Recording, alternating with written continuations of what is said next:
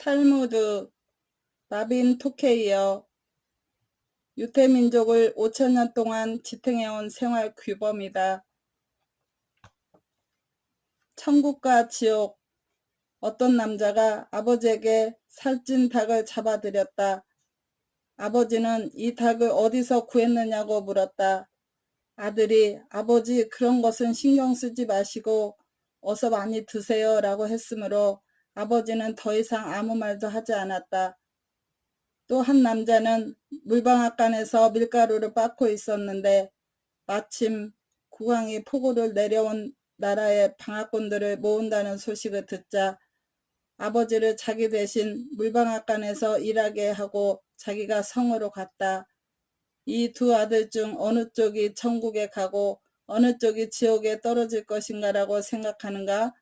그리고 그 이유는 무엇일까? 두 번째 남자는 왕이 여기저기서 모아들인 노동자를 혹사시키고 때리며 제대로 먹을 것도 주지 않는다는 사실을 알고 있었기 때문에 자신이 대신 간 것이다. 그러므로 이 남자는 천국에 갈 수 있었지만 아버지에게 닭을 잡아준 남자는 아버지가 묻는 말에도 충분히 대답하지 않았기 때문에 지옥에 간 것이다. 진심으로 대하지 않을 바엔 차라리 아버지를 일하게 하는 편이 낫다는 것이다. 지식은 보물. 어떤 배 위에서의 이야기다. 성객은 모두 부자들이었는데 그 속에 랍비가 한 사람 끼어 있었다.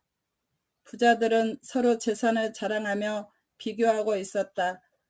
그러자 랍비가 나야말로 제일 부자라고 생각하지만 지금 당장 나의 재산을 모두에게 보여줄 수가 없군요 라고 말했다.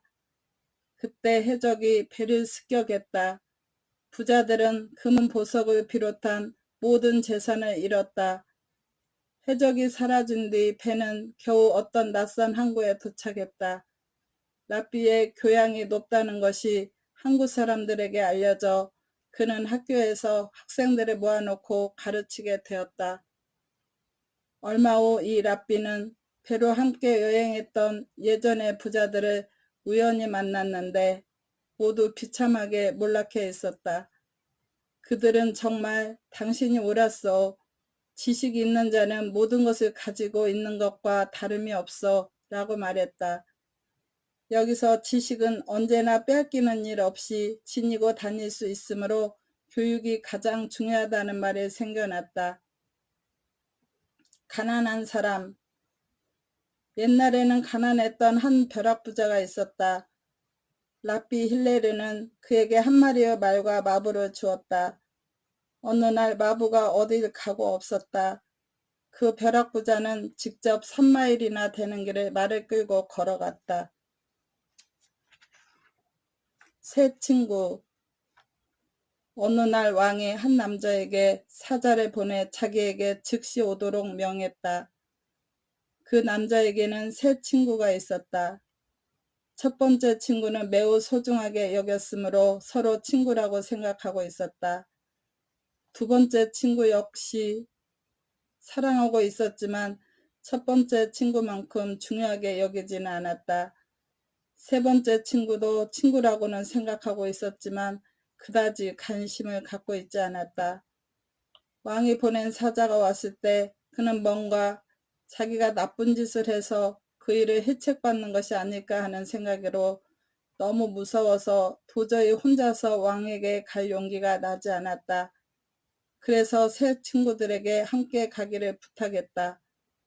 우선 제일 친하고 소중한 친구에게 가서 함께 가달라고 하자. 그 친구는 이유도 말하지 않고 싫다며 거절했다. 두 번째 친구에게 부탁하자 왕궁의 문까지는 갈 수 있지만 그 이상은 따라갈 수 없다고 말했다.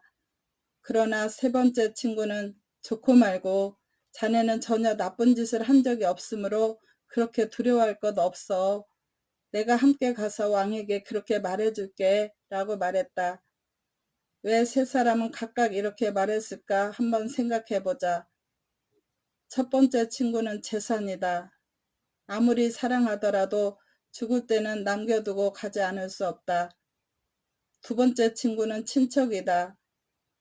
화장터까지는 따라가 주지만 그 다음에는 그를 그곳에 두고 가버린다. 세 번째 친구는 선행이다. 평소에는 별로 눈에 띄지 않지만 죽은 뒤에도 늘 그와 함께 할 수 있는 것이다. 악마의 선물. 이 세상에서 최초 인간이 포도씨를 심고 있었다.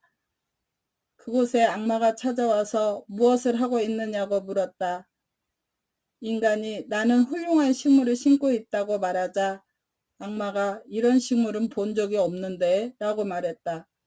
그러자 인간은 악마에게 여기에는 아주 달고 맛있는 열매가 열리는데 그 즙을 마시면 당신이 아주 행복해질 것이다 라고 말했다. 악마는 그럼 나도 한몫 끼게 해달라고 말하고 양과 사자와 돼지와 원숭이를 데리고 와서 이 네 마리를 죽여 그 피를 비료로 만들어 쏟아부었다. 이렇게 해서 포도주가 만들어진 것이다. 처음 마시기 시작할 때는 양처럼 순하고 조금 더 마시면 사자처럼 사나워지고 그보다 더 마시면 돼지처럼 지저분해진다. 그러다 지나치게 많이 마시면 원숭이처럼 춤추거나 노래하게 된다. 이것은 악마가 인간에게 준 선물이다. 효자. 유태인이 아닌 어떤 사람이 고대 이스라엘의 다마라는 마을에 살고 있었다. 그는 금화 6,000개만큼의 값어치가 있는 다이아몬드를 가지고 있었다. 어떤 랍비가 사원의 침전 장식에 사용하려고 6,000개의 금화를 가지고 다이아몬드를 사러 그의 집을 찾아왔다. 그런데 공교롭게도 그의 아버지가 다이아몬드를 넣은 금고 열쇠를 베개 밑에 넣은 채 자고 있었다. 그 남자는 아버지를 깨울 수가 없으니 다이아몬드는 팔지 않겠습니다. 라고 말했다. 큰 돈벌이가 되는데도 주무시는 아버지를 깨우지 않으려고 팔지 않겠다고 한 그 남자의 효심에 랍비는 크게 감탄하여 이 이야기를 사람들에게 널리 전했다. 어머니. 어떤 랍비가 어머니와 둘이 걷고 있었다. 그 길은 돌멩이가 많은 울퉁불퉁한 길이어서 걷기가 힘들었다. 랍비는 어머니가 한 발씩 내디딜 때마다 자기 손을 어머니 발밑에 넣어드렸다. 탈무드에 부모에 대한 이야기가 등장하면 언제나 꼭 아버지가 먼저 나오지만 이 경우는 어머니만이 등장하는 유일한 이야기다. 어머니도 아버지와 마찬가지로 중요하다는 사실을 가르치기 위해서일 것이다. 그러나 부모가 다 함께 물을 마시고 싶어 하실 경우 물은 아버지에게 먼저 드려야 한다. 왜냐하면 어머니도 아버지를 소중하게 대해야 하므로 어머니에게 먼저 물을 드려도 아버지에게 다시 건네기 때문입니다. 물과 기름. 염소와 호랑이는 같은 우리 안에서 살 수 있을까? 답은 그럴 수 없다는 것이다. 사람의 경우도 마찬가지로 시어머니와 며느리는 한 지붕 밑에서는 살 수 없다. 중요한 것은 알맹이. 어떤 왕이 포도원을 가지고 있었는데 그곳에는 많은 노동자를 고용하고 있었다. 그 가운데 한 노동자는 대단히 능력 있고 훌륭한 일꾼이었다.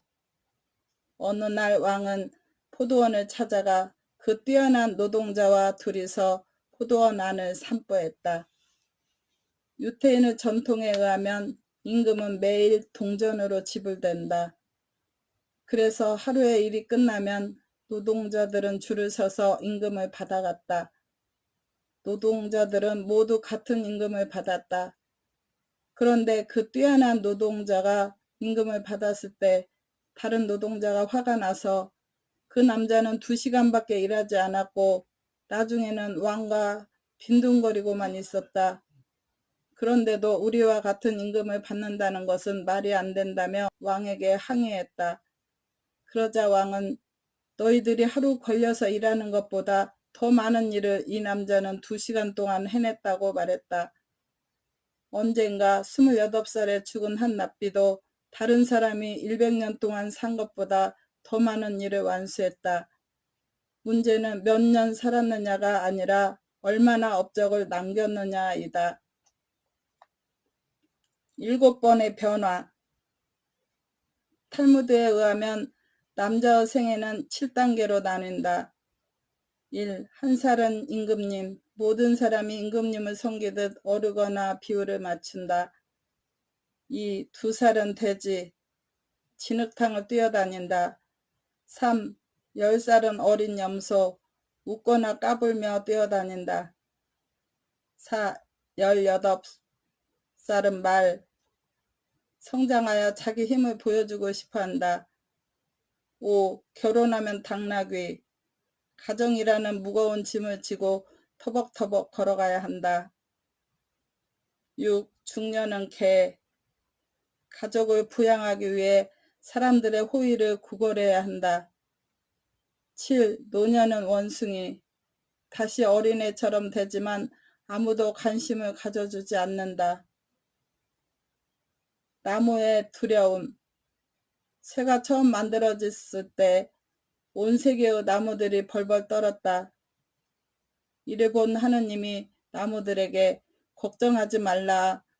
새는 너희가 제공하지 않는 한 너희를 상하게 하지는 못할 것이다 라고 말씀하셨다. 영원한 생명.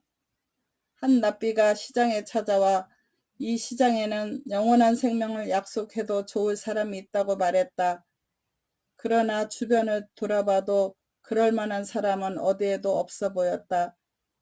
그때 두 사람이 랍비에게 다가왔다. 그러자 랍비가 이 두 사람이야말로 착하고 훌륭한 사람들이다.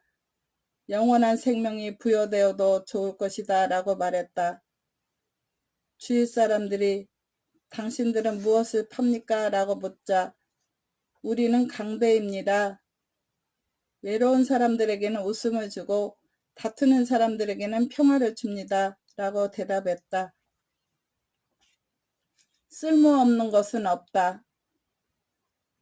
다윗 왕은 평소에 거미는 장소를 가리지 않고 아무데나 집을 짓는 지저분하고 아무 쓸모도 없는 동물이라고 생각하고 있었다. 그런데 어떤 전쟁에서 그는 적에게 포위되어 도망갈 곳을 잃어버렸다. 궁여지책으로 그는 어떤 동굴로 도망쳐 들어갔다. 그 동굴 입구에는 마침 거미 한 마리가 집을 짓고 있었다. 이윽고 뒤쫓아온 적의 병사는 일단 동굴 앞에 멈춰 섰지만 거미줄이 쳐져 있는 것을 보고 그냥 돌아가 버렸다.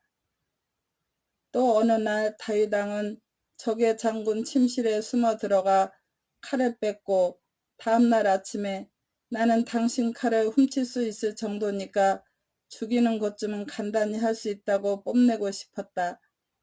그러나 그럴 기회가 좀처럼 오지 않았다. 간신히 침실에 숨어 들어갔지만 칼은 장군의 다리 아래에 들어 있었기 때문에 도저히 빼낼 수가 없었다. 다윗 왕은 마침내 기다리다 지쳐서 돌아가려고 했다. 바로 그때였다. 모기 한 마리가 날아와서 장군의 다리 위에 앉았다. 그러자 장군은 무의식적으로 다리를 움직였다. 그 순간 다윗 왕은 칼을 빼내는 데 성공했다.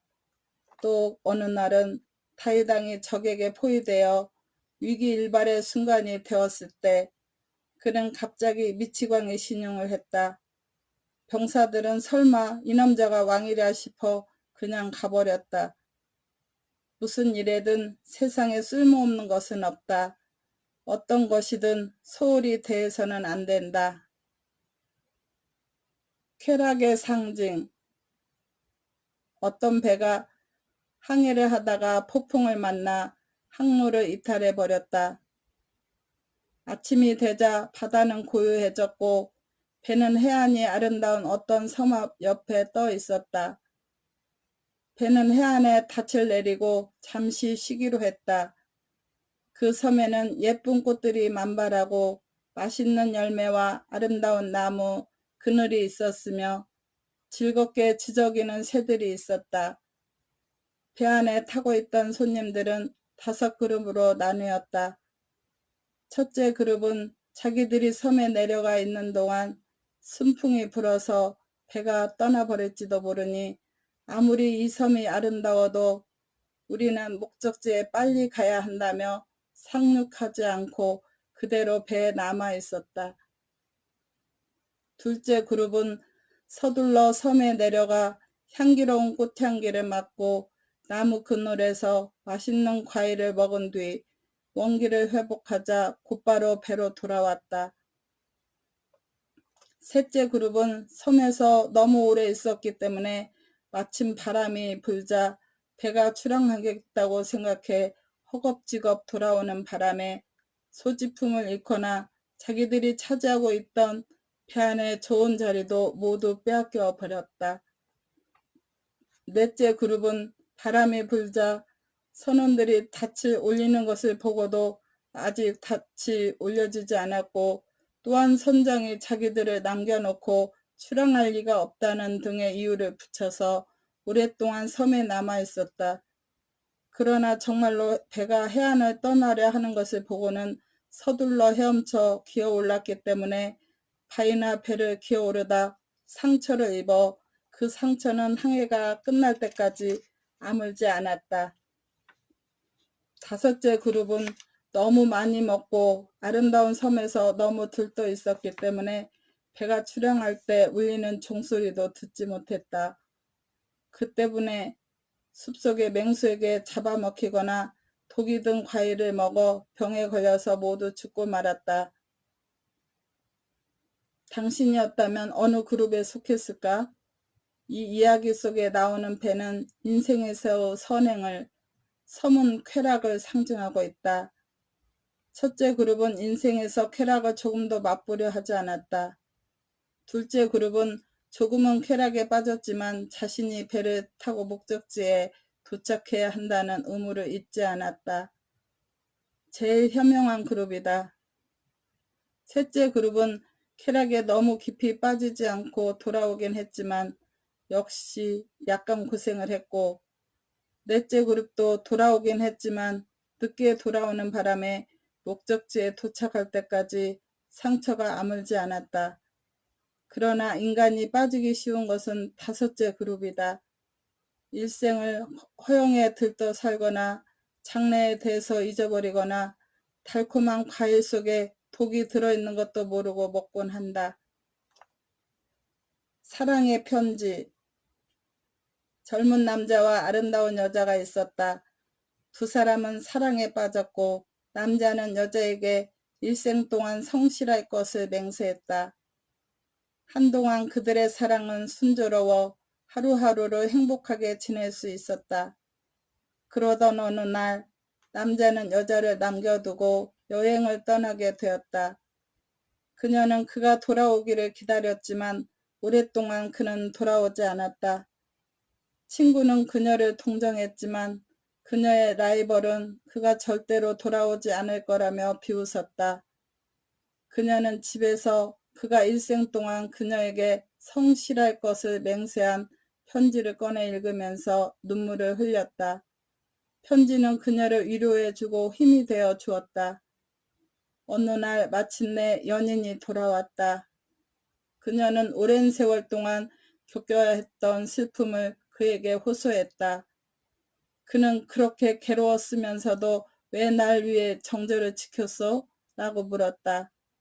그녀는 나는 이스라엘과 같아요 라고 말하며 웃었다. 그리고 그 후 사내 아이가 태어나면 유태 풍습에서는 삼나무 묘목을 심는다. 계집아이가 태어나면 소나무 묘목을 심는다. 두 사람이 결혼할 때 소나무 가지와 삼나무 가지로 닷집을 만들어서 두 사람을 덮는다. 누구나 신부가 닷집 밑으로 들어가는 것을 알고 있지만 그 다음에 무슨 일이 일어나는지는 말해서는 안 된다. 진정한 이득. 몇 명의 랍비가 악인의 무리를 만났다.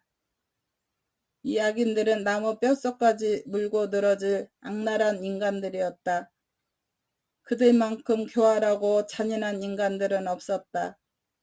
한 랍비가 이런 인간들은 물에 빠져 죽었으면 좋겠다고 말했다. 그런데 랍비 가운데 제일 위대한 랍비는 안 돼요. 유태인으로서 그런 생각을 갖는 것은 잘못이요. 아무리 이 사람들이 죽었으면 좋겠다는 생각이 들더라도 그렇게 기도해서는 안 돼요. 악인들이 멸망하길 바라기보다는 악인들이 회개하기를 바라야 하오 라고 말했다. 악인을 벌하는 것은 이쪽에 아무런 이득도 되지 않는다. 그들을 회개시키거나 이쪽 편으로 끌어들이지 않는 한 손해가 될 뿐이다. 여자의 기원. 구약 성서에는 인류 최초의 여자는 아담의 갈비뼈 하나를 취해 만들어졌다고 쓰여 있다.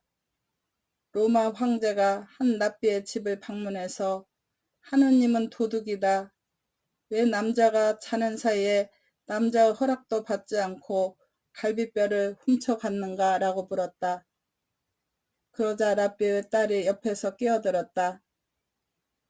당신의 부하를 한 사람 빌려주십시오. 좀 곤란한 문제가 생겨서 그것을 조사시켰으면 합니다. 황제는 그야 어렵지 않지만 그런데 그 곤란한 문제란 무엇인가? 라고 물었다. 딸은 어젯밤 도둑이 집에 들어와서 금고를 하나 훔쳐갔습니다. 대신 도둑은 금그릇을 두고 돌아갔는데 왜 그랬는지 조사하려고 그럽니다. 라고 말했다. 황제는 그거 참 부럽다. 그런 도둑이라면 우리 집에도 들어왔으면 좋겠다. 라고 말했다. 랍비의 딸은 그렇죠? 그것은 결국 아담의 일과 같은 것이 아니겠습니까? 하느님은 갈비뼈를 하나 훔쳐갔지만 대신 이 세상에 여자를 남기신 것입니다. 라고 말했다. 여자의 꼭두각시. 어떤 착한 부부가 이혼을 했다. 남편은 금방 재혼을 했는데 불행하게도 악한 여자와 재혼을 했다. 그러자 그는 새 아내와 같이 악한 사람이 되었다. 아내 역시 악한 남자와 재혼했다. 그러나 그 악한 남자는 착한 사람이 되었다. 언제나 남자는 여자의 손에 달려 있다는 것이다. 유태인의 은자. 만약 유태인이 세속과 일체의 인연을 끊고 10년간 공부만 했다면 10년 후에는 하느님에게 제물을 바치고 용서를 빌어야 한다. 왜냐하면 아무리 훌륭한 공부를 한다고 하더라도 속세를 떠나는 것은 죄이기 때문이다. 그래서 유대인에게는 은자가 없다. 이 세상의 심벌.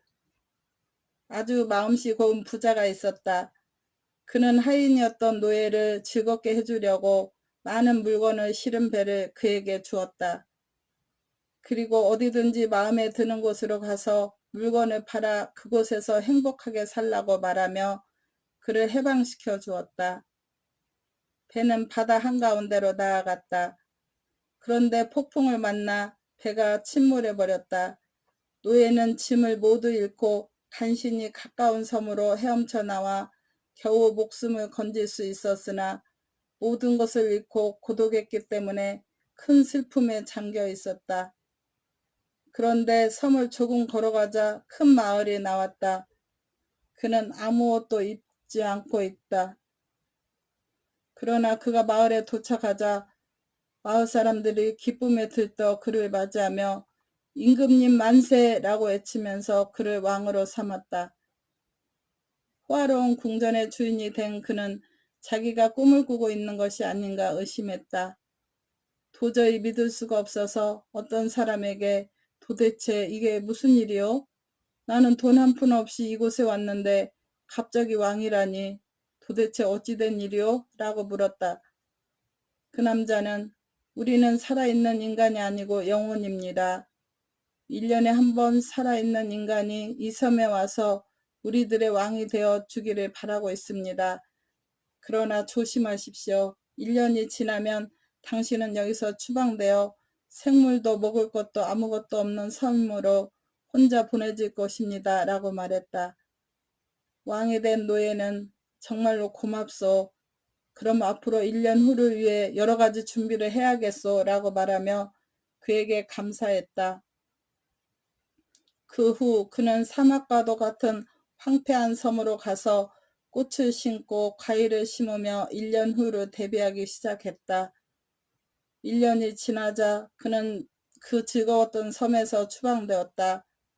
그는 한때는 왕이었지만 그곳에 왔을 때와 마찬가지로 알몸으로 죽음의 섬으로 보내졌다.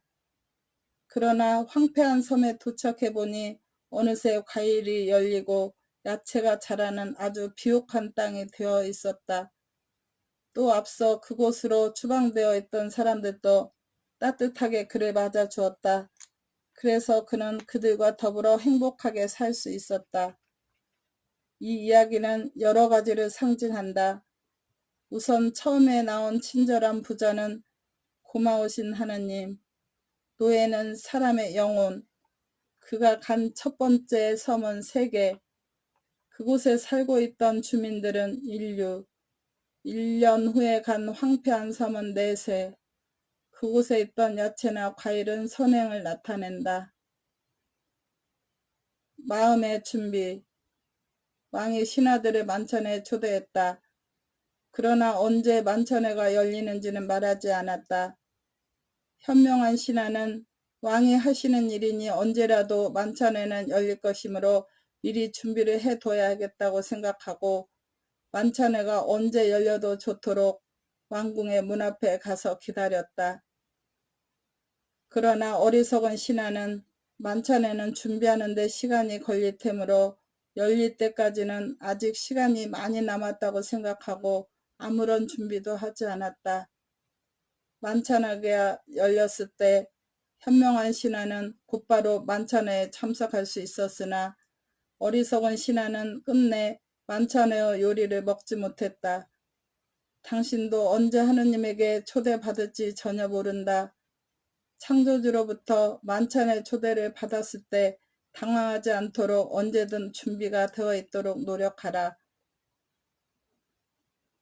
육체와 영혼. 어느 왕이 오차라는 대단히 맛있는 열매가 열리는 과일나무를 가지고 있었다. 그래서 그것을 지키기 위해 파수꾼을 2사람 고용했다. 한 사람은 장님이고 또 한 사람은 절름발이었다. 어느 날 2사람은 흉계를 꾸며 함께 과일 열매를 따먹자고 의논했다. 장님이 절름발이를 어깨에 태우고 절름발이의 방향 지시를 받아 움직이며 그들은 마음껏 맛있는 과일을 따먹었다. 몹시 화가 난 왕이 2사람을 신문하자 장님은 앞이 안 보이기 때문에 딸 수가 없다고 말하고 절름발이는 이런 다리로는 저런 높은 곳에 올라갈 수 없다고 말했다. 왕은 둘 다 일리 있는 말이라고 수긍했지만 2사람의 말을 믿지는 않았다. 무슨 일이든 두 힘을 합치면 하나의 힘보다는 훨씬 위대하다. 육체만 가지고는 인간은 아무것도 할 수 없고 영혼만으로도 할 수 없다. 2가지가 합쳐져야 나쁜 일이든 좋은 일이든 할 수 있는 것이다. 경의를 표합니다. 어떤 납비가 로마에 왔다. 마침 거리에는 포고문 하나가 붙어 있었다. 내용은 왕비가 아주 값비싼 장식품을 잃어버렸다. 30일 이내에 그것을 찾아오는 사람에게는 막대한 포상을 주겠지만 만약 30일 이후에 그것을 가지고 있는 사람이 발각되면 사형에 처하겠다고 쓰여 있었다. 그 장식품을 우연히 발견한 납비는 31일째 되는 날 그것을 가지고 왕궁으로 왕비를 찾아갔다. 그러자 왕비가 납비에게 당신은 30일 전에 폭우가 내렸을 때 이곳에 있었습니까? 라고 물었다. 그러자 납비는 그렇다고 대답했다. 왕비는 30일이 지난 후에 이것을 가지고 오면 당신이 어떤 일을 당할지도 알고 있겠죠? 라고 물었다. 그는 또 그렇다고 대답했다. 그녀는 그렇다면 왜 30일이 지나서까지 이것을 가지고 있었습니까? 만약 어제 당신이 이것을 돌려주었다면 큰 상을 받았을 텐데 당신은 목숨이 아깝지도 않습니까? 라고 물었다.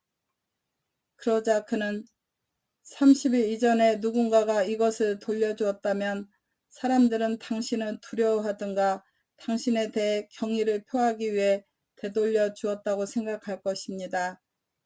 내가 오늘까지 기다렸다가 돌려주려 온 것은 내가 두려워하고 있는 것은 당신이 아니라 오직 하나님뿐이라는 사실을 사람들에게 가르치고 싶었던 것입니다. 라고 대답했다. 그 말을 듣고 왕비는 엄숙하게 그처럼 훌륭한 하느님을 가진 당신에게 깊은 경의를 표합니다. 라고 말했다.